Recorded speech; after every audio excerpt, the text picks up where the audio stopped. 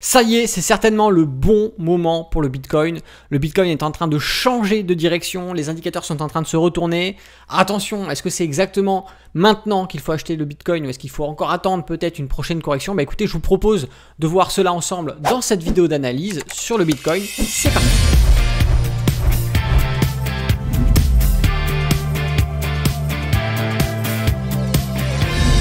Bonjour à tous, c'est Alexandre, le trader indépendant, et dans cette vidéo, on va analyser le Bitcoin qui fait parler de lui en ce moment. Ça faisait un moment, ça faisait plusieurs mois que le Bitcoin est bien stagné. Ça fait un moment déjà qu'il a pas mal décoté depuis ses derniers plus hauts à proximité des 67 000 $.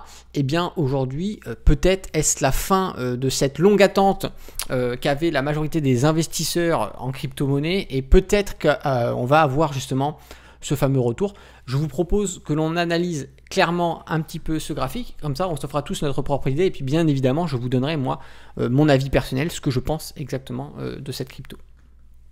Alors on va déjà partir sur ce simple constat qui était cette fameuse branche que l'on avait ici, sur lequel on avait notre dernier plus haut qui se situait à peu près presque sur les 70 000, hein, on n'était pas très loin, et effectivement ça nous a fait mettre en évidence une droite de tendance qui jouait rôle de résistance, sur lequel on est venu buter à plusieurs reprises, d'accord, sur ces niveaux-là.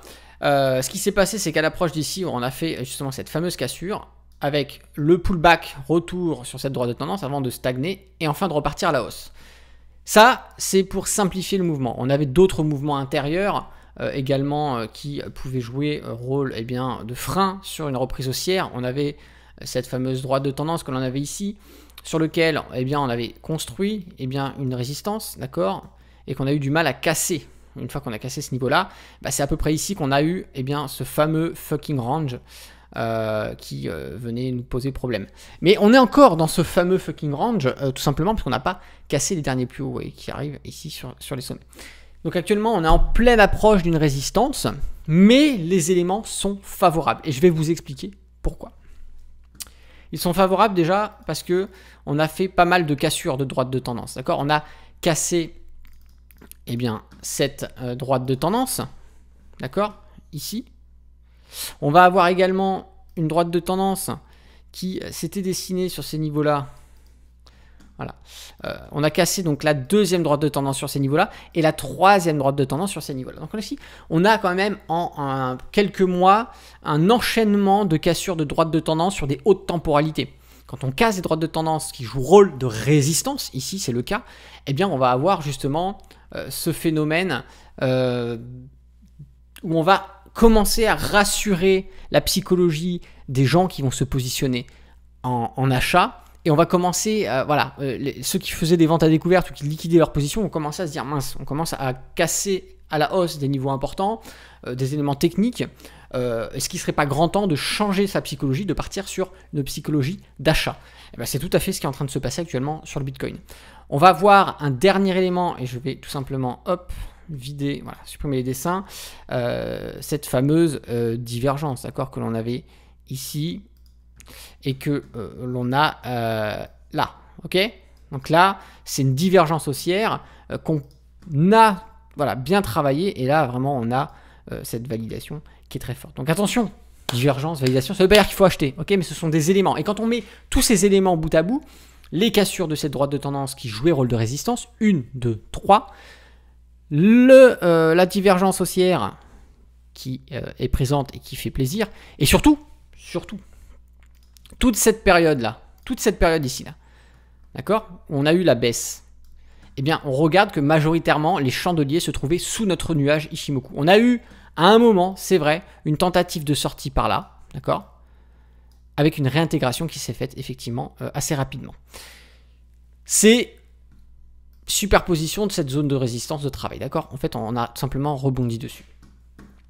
Ce qui se passe ici, c'est qu'on a tout simplement la sortie de nos prix du nuage Ichimoku, ok, qui s'est bien dessiné. Maintenant, à voir si effectivement, on va taper cette zone de résistance que l'on a ici, là, qui n'est pas vraiment un prix fixe, mais qui est un peu un écart entre les derniers plus hauts et les derniers plus bas ici. Cette zone-là, ici, peut effectivement nous faire renvoyer les prix à la baisse, d'accord. Donc là, il ne faut pas oublier ce niveau. Et ça peut peut-être nous faire un faux signal de sortie encore du nuage Ichimoku, comme ça a été le cas ici, parce qu'il y en avait une résistance. Là, on se retrouve à peu près dans la même configuration. On va dire que cette configuration qu'on a ici est probablement peut-être la même chose, mais on ne le saura que dans le futur, quand les prix auront décalé et auront soit validé un rebond sur cette résistance, soit une sortie de la résistance et une continuité de mouvement haussier. En tout cas, quand on met l'ensemble de ces éléments, une cassure de droite de tendance résistante, une deuxième, une troisième, la sortie du nuage Ichimoku par le haut, donc c'est une indication haussière, on est d'accord. La divergence haussière du RSI, vous vous rendez compte qu'on accumule 5 éléments favorables à une reprise haussière. Sur le Bitcoin, c'est pas mal. Donc pour moi, effectivement, au vu de l'ensemble de ces indications, pour moi, si on a de l'argent de côté, ça peut être intéressant de commencer à acheter. Déjà, c'était intéressant, rappelez-vous ce que je vous disais, quand on fait de l'investissement long terme, parce que là, je ne parle pas de trading, je vous parle d'investissement long terme, on est vraiment sur ceux qui vont capitaliser sur le long terme et espérer une valorisation du portefeuille placé sur le Bitcoin. Quand on est dans ce genre de situation, eh bien, on attend des niveaux de support pour acheter. Et rappelez-vous sur les vidéos précédentes que je vous avais fait sur le Bitcoin, je vous dis attention, on a une conjoncture qui est compliquée, ça va baisser, c'est pas encore la fin. Et on a fait que baisser. Je vous disais, on arrive sur des niveaux de support. Là, si vous faites de l'investissement long terme, c'est intéressant d'acheter. C'est intéressant d'acheter les supports. Donc j'espère que je sais que vous êtes nombreux à avoir écouté ces conseils, mais si vous ne l'avez pas encore fait, vaut mieux acheter un Bitcoin actuellement au prix auquel il cote à 20 000 plutôt que de l'acheter quand il va recoter peut-être pourquoi pas 60 000. Et ça, je sais qu'il y a beaucoup de gens qui se disent ah non, c'est monté à 22 000, je vais attendre que ça redescende à 15 000 pour acheter, mais rien ne vous garantit que ça va redescendre à 15 000. C'est ça que je veux vous dire. Là, en plus, techniquement, on est plutôt sur une configuration qui va nous favoriser, en tout cas le scénario haussier. Maintenant, encore une fois, ce ne sont que des probabilités, ce ne sont que des statistiques. On n'a pas une boule de cristal qui nous certifie ce qui va se passer sur les marchés boursiers, mais il faut se fier à ces différents éléments qui peuvent donner des pistes et des scénarios qui vont être plus favorables que d'autres. Donc là, on est vraiment clairement dans un scénario qui est favorable à la hausse. Et d'ailleurs, j'ai repositionné simplement quelques liquidités sur le Bitcoin. Mais précédemment, j'ai acheté aussi des différents niveaux de support quand on était sur des mouvements baissiers. À chaque fois que sur mes vidéos, je vous disais on est sur des niveaux de support, c'est intéressant d'acheter. Moi, à côté, j'étais forcément acheteur. Je ne vais pas vous donner des conseils et pas les appliquer. Donc, encore une fois, maintenant, le Bitcoin, n'oubliez pas que c'est quand même extrêmement volatile. On peut avoir des dévaluations assez importantes.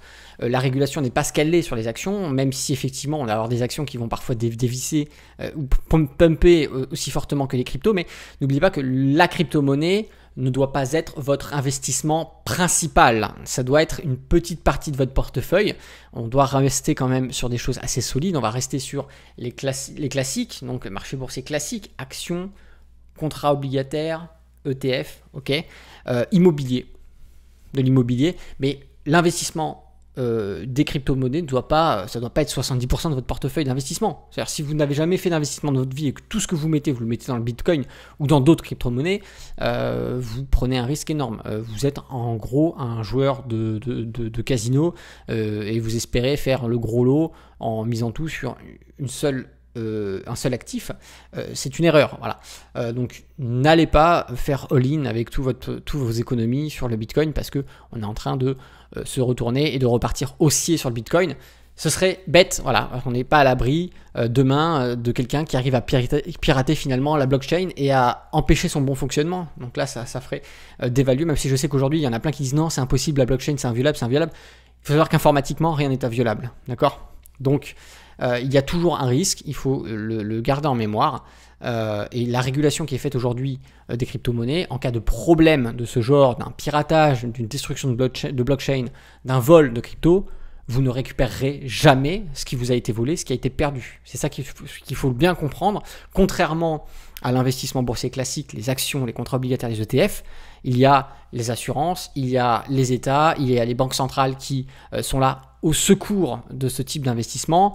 L'immobilier, vous avez les assurances, vous avez un écosystème qui sécurise et qui va solidifier la stabilité de vos investissements. En crypto-monnaie, ce n'est pas encore le cas aujourd'hui. Donc faites attention à cela. Voilà, c'était le petit rafraîchissement pédagogique, puisque je vois des fois des gens faire des all-in sur des cryptos et se plaindre d'avoir perdu 80% de leur portefeuille en une semaine. faites attention, voilà, tout simplement. Donc techniquement, pour moi, on repart sur une potentielle hausse. Maintenant, le seul frein qu'il va y avoir ici, bah, encore une fois, c'est cette fameuse zone de résistance support qu'on va avoir sur ces niveaux-là, à peu près. Voilà. Encore une fois, c'est pas un point précis, on parle bien de zone, une zone de support, c'est que ça va avoir un effet, d'accord, un peu comme un champ électromagnétique. C'est pas du tout le cas, en fait, c'est juste que c'est un niveau visuel où les gens vont se dire bon, bah, il y a une résistance, il y a un support, je sors ici. Donc il va y avoir des sorties un peu anticipées, un petit peu après ce niveau, mais ce niveau-là, cette zone-là, c'est potentiellement pour moi le gros défi aujourd'hui. C'est le gros défi. Même si on est techniquement bien orienté à la hausse, et je me positionne acheteur, hein, bien évidemment, on a quand même ce risque-là, d'accord? Alors, en trading, bien évidemment, on n'achète jamais les résistances, mais en investissement long terme, on s'en branle.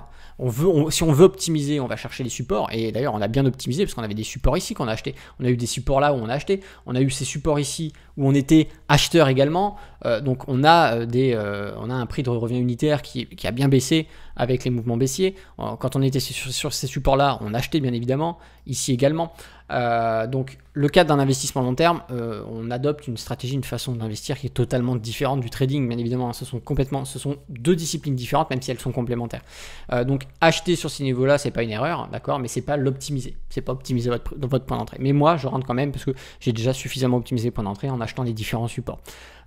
Effectivement, si on a une cassure de ce niveau-là, ben, on a une belle santé technique pour reprendre de la hausse. Bien évidemment, il y aura du travail à faire sur les prochains niveaux de résistance, mais techniquement, avec cette belle divergence qui apparaît, on a ici énormément de signaux qui sont favorables à une reprise haussière sur les crypto-monnaies. Maintenant, seul le temps nous le dira. En tout cas, on n'est pas Madame Irma, on n'est pas là avec une boule de cristal, mais techniquement, les éléments sont présents pour nous rassurer sur une possible reprise haussière. Et le gros défi, voilà, c'est cette résistance qu'il va falloir passer. Si vous avez aimé cette vidéo, n'hésitez pas à mettre un petit pouce. Si vous avez quelque chose à dire, n'oubliez pas les commentaires sous cette vidéo. Et puis, bah voilà, tout simplement, je peux que vous souhaiter de faire de bons investissements et de bons trades. C'était Alexandre de Trader Indépendant. Moi, je vous dis à bientôt dans une prochaine vidéo. Et d'ici là, tradez bien sur les marchés financiers. Ciao!